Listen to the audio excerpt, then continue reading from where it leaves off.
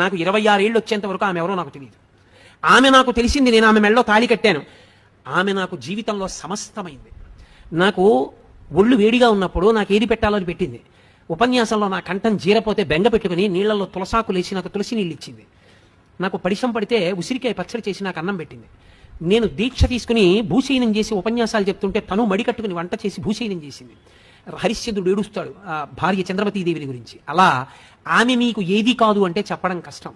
ఆమె నీకు తల్లి, తండ్రి, సఖుడు, స్నేహితుడు, శాంతి స్థానము, భోగస్థానము, మంత్రిస్థానము అన్నీ ఆమె. అతి లోకంలో ఆడదాని గొప్పతనం అక్కడుంది. ఒక పురుషుడికి శాంతి స్థానమై, ప్రహృష్ట కారణమై, ఒక కొడుక్కి తండ్రి, ఆ పురుషుడు ఉద్ధరింపబడడానికి గయాశ్రాద్ధం పెట్టిస్తుంది, కొడుకుతో పెట్టించి తండ్రిని ఉద్ధరిస్తుంది, ఏటి సూతకం పట్టించి వాడితో దాన ధర్మాలు చేయిస్తుంది. అంత గొప్ప అనుబంధం భార్యాభర్తలది, వైదిక సంబంధం. ఆమెతో తాను కూడిన కారణం చేతి ఇప్పుడు కొత్త సంబంధాలు వచ్చాయి. ఇవి దేహంతో రాలా, వైదికమైన ముడి వల్ల వచ్చాయి. మామగారు, అత్తగారు పితృపంచకంలోకి మాతృపంచకంలోకి వచ్చారు. బావమరిది, బావగారు, మరదలు, ఇవన్నీ ఎక్కడి నుంచి వచ్చాయి? వేదము యొక్క సాక్షిగా వేదమంత్రములను ప్రమాణముగా వేసిన ముడి వలన వచ్చిన కొత్త ముడులు. అలాగే మళ్ళీ ముడులు వచ్చేది కూడా మళ్ళీ వేదాన్ని ప్రమాణంగా తీసుకుని నువ్వు కన్యాదానం చేస్తే. వియ్యకుడు వస్తాడు, వియ్యపురాలు వస్తుంది, వీళ్ళందరూ వస్తారు మళ్ళీ.